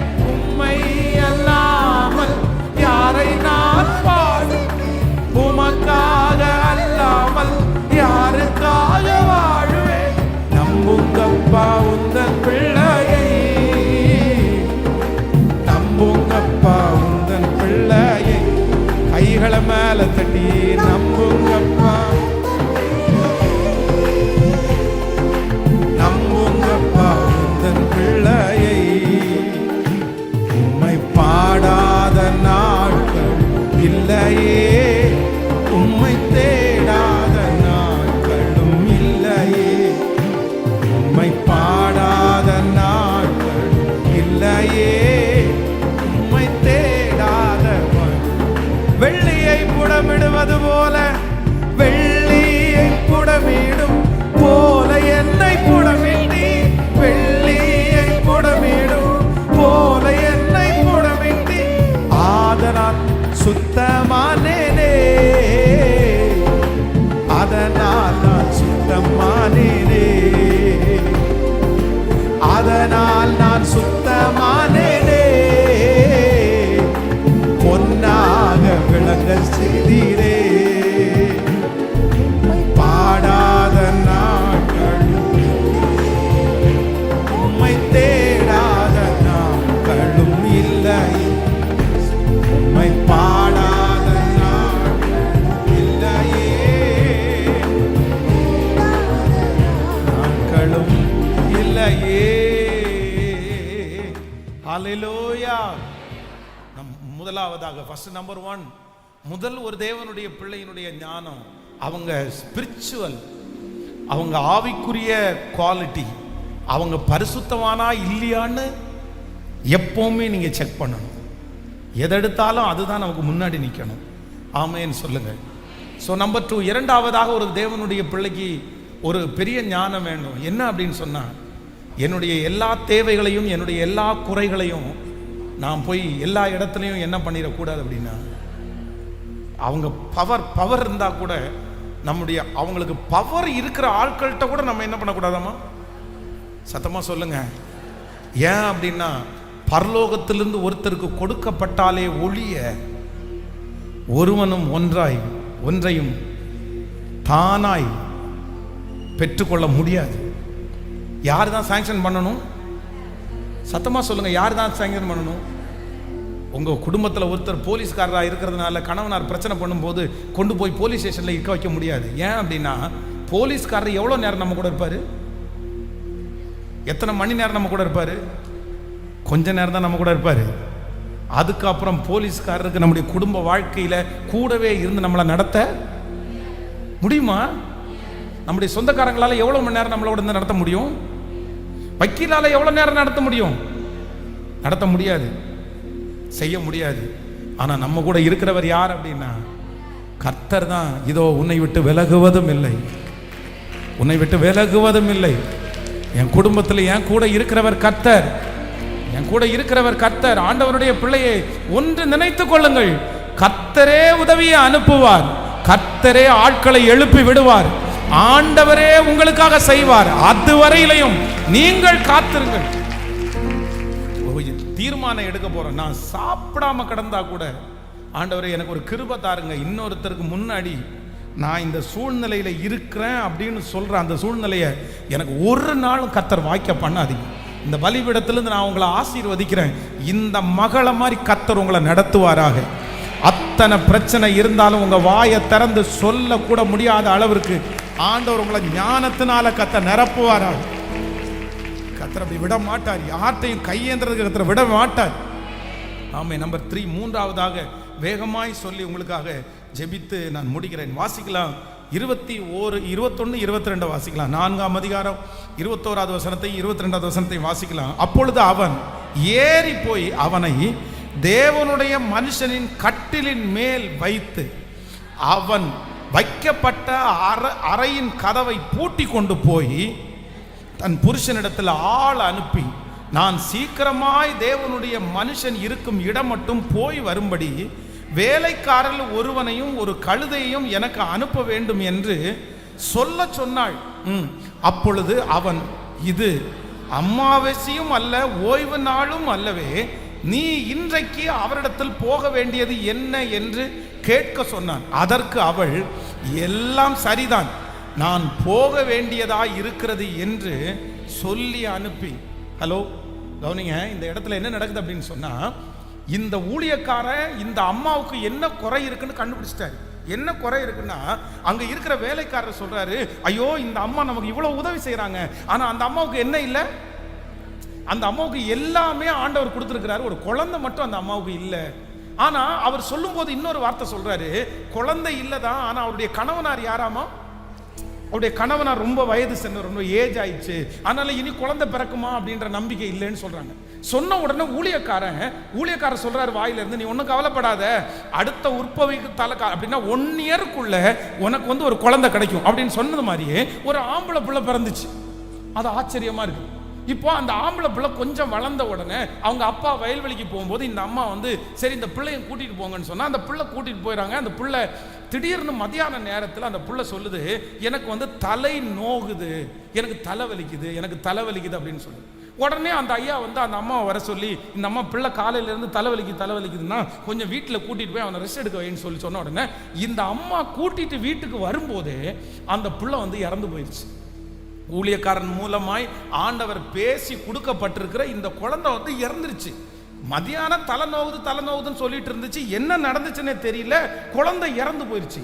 இப்போ இந்த குழந்தை இறந்து போன உடனே அந்த அம்மா அந்த பிள்ளைய தன்னுடைய கையில எடுத்து கொண்டு போய் எங்க கொண்டு போயிட்டாங்க? மேல மாடிக்கு. ஊழியக்காரனை தங்க வச்சிருக்கோம்ல வீடு, அந்த கட்டில் மேல படுக்க வச்சுட்டு இப்போ அவங்களுடைய கணவனாருக்கு ஒரு ஆளை அனுப்புறாங்க. எது சொல்றதுக்கு? பிள்ளை செத்து போயிடுச்சுன்னு சொல்றதுக்கு இல்லை. ஒரு கடந்த சில நாட்களுக்கு முன்னாடி ஒரு கணவனார் ஒன்று சொன்னாரு, வருத்தத்தோட சொன்னாரு, பாஸ்டர் என் மனைவி நீ நினைக்கிறது மாதிரி இல்லை, திடீர்னு ஆபீஸ்ல நான் வேலை பண்ணிட்டு இருக்கும் போது ஐயோ பா அப்படின்னு கத்துனாங்களாமா போன்ல. இந்த கத்துனதை பார்த்துட்டு எனக்கு கத்திட்டு வச்சுட்டாங்க, போனை கட் பண்ணிட்டாங்க. திருப்பி போன் பண்ணா போன் எடுக்கல. இவருக்கு பயம், வலிக்கு விழுந்துட்டாளா, ஷாக் அடிச்சிருச்சா, என்ன நடந்துச்சுன்னே தெரியாம ஆபீஸ்ல இருந்து கண்ணு முன்னு தெரியாம வண்டியை வேகமா ஓட்டி என்ன நடந்துச்சோன்னு சொல்லிட்டு போய் வீட்டை திறந்து பார்த்தா செல்போன் நோண்டிட்டு இருந்தாங்களாம். ஏம்மா என்னம்மா இவ்வளவு கத்துன, நான் பயந்துட்டேன், நான் வேர்த்து போய் வந்திருக்கிறேன், நெஞ்செல்லாம் படபடன்னு இருக்குது. அது ஒன்றும் இல்லை, ஒரு காக்ரோச் வந்துச்சு, பயந்துட்டேன் அப்படின்னா. கரப்பாம்பூச்சி வந்துச்சாமா. கரப்பா இல்லை, இது நீங்க சிரிக்கிறீங்க.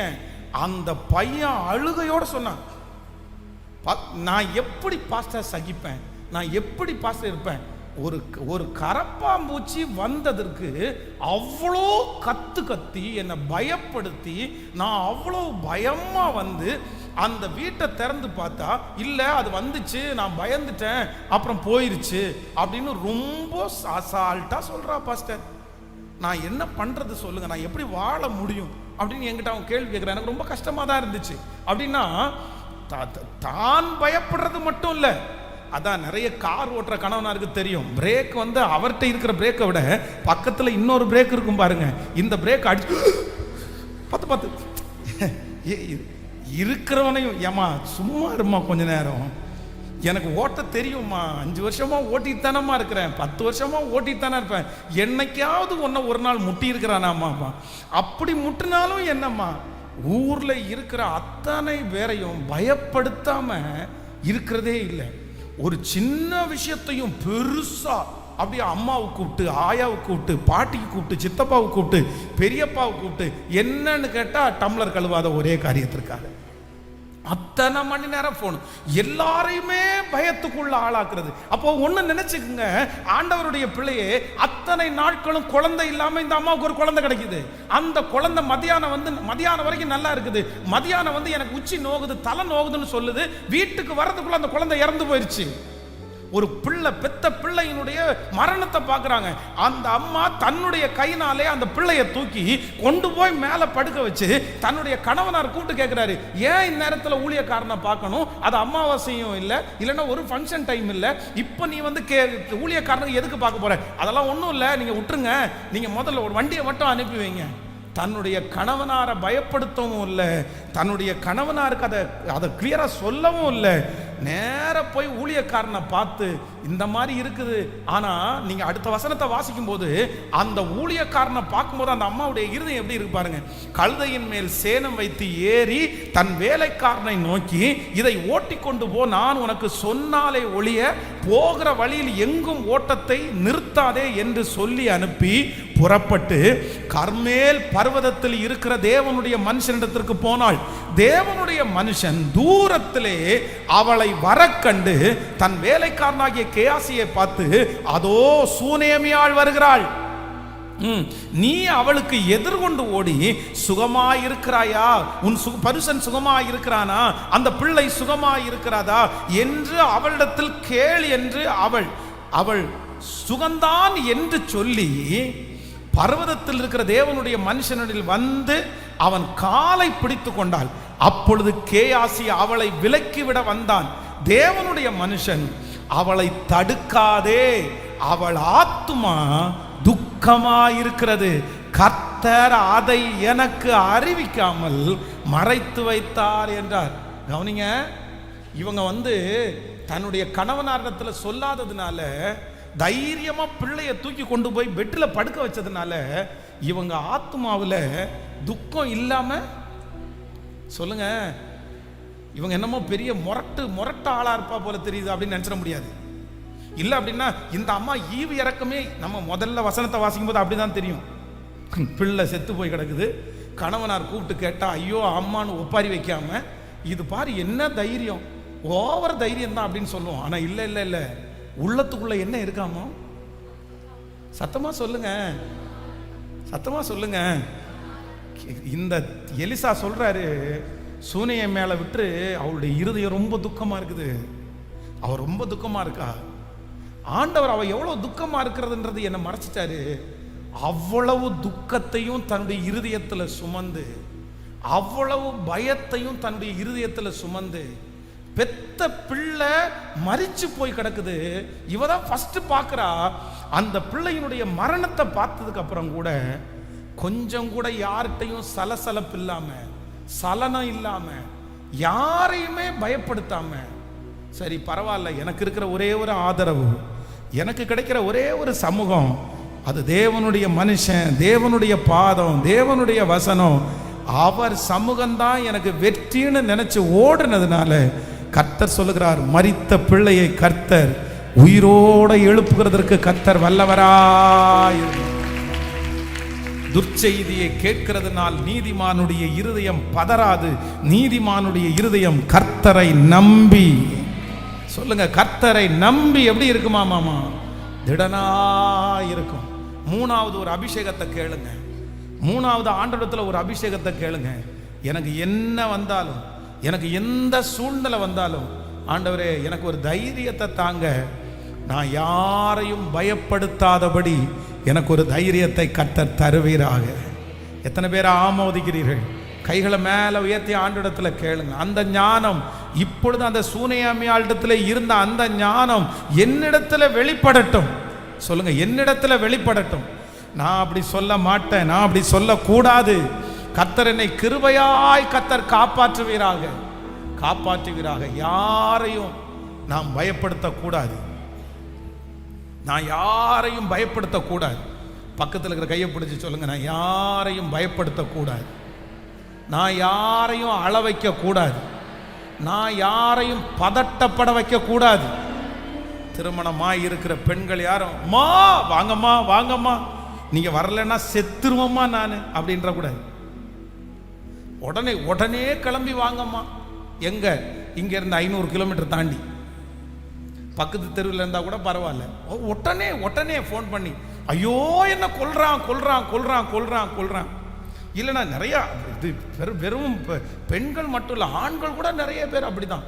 எல்லாத்தையும் யாரையோ ஒருத்தரை பயப்படுத்தாம என்ன பண்ண முடியாது. சில அந்த அம்மா ரொம்ப உடஞ்சு போயிருப்பாங்க. தூரத்தில் இருக்கும்போது ஒரு நல்ல செய்தியெல்லாம் சொல்லணும். கணவனார் பார்த்தீங்கன்னா அங்கே வெளிநாட்டில் வேலை செஞ்சுட்டு இருப்பாரு. இங்கே உட்காந்து பிள்ளை உடம்பு நல்லா இல்லைன்னா கூட ஒன்றும் இல்லைங்க, அவனுக்கு கொஞ்சம் லைட்டாக ஃபீவரிஷாக இருக்கிறான், ரெஸ்ட் எடுத்தால் சரியாக போயிடும், இப்படி சொன்னால் பரவாயில்ல. வெளிநாட்டில் இருக்கிற கணவனார் இடத்துல டெங்குவாக இருக்குமோன்னு தெரியல, மலேரியாவாக இருக்குமோன்னு தெரியல, நாளைக்கு அட்மிட் பண்ணணுமான்னு தெரியல, குளுக்கோஸ் ஏற்றலான்னு டாக்டர் சொல்கிறாங்க. இந்த கதையெல்லாம் வெளிநாட்டில் இருக்கிறவருக்கு தேவையா? அவரே காலையிலிருந்து சாயந்தரம் வரைக்கும் ஒர்க் பண்ணி நொந்து போய் இந்த வார்த்தையை கேட்டால் அவருடைய மனசு படபடன்னு பதறி அன்பு செலுத்துறவங்களுக்கு கஷ்டமாக இருக்கும். யாரையுமே நம்ம எதை சொல்லியும் கண்டிப்பாக என்ன பண்ணக்கூடாதுன்னா பயப்படுத்தவே கூடாது. என்னை பலப்படுத்துகிற கிறிஸ்துவினால், என்னை சமாளிக்க பண்ணுகிற கிறிஸ்துவினால், சொல்லுங்க, என்னை அந்த பிரச்சனையிலிருந்து விடுதலை பண்ணுகிற கிறிஸ்துவினால். எல்லாரும் சொல்லுங்க பார்க்கலாம், நான் பார்த்துக்குவேன். அதை நல்லா சொல்லுங்க. இல்லை வரமாட்டேங்குது நிறைய பேருக்கு. சத்தமாக சொல்லுங்க, நான் பார்த்துக்குவேன், நீங்க போயிட்டு வாங்க.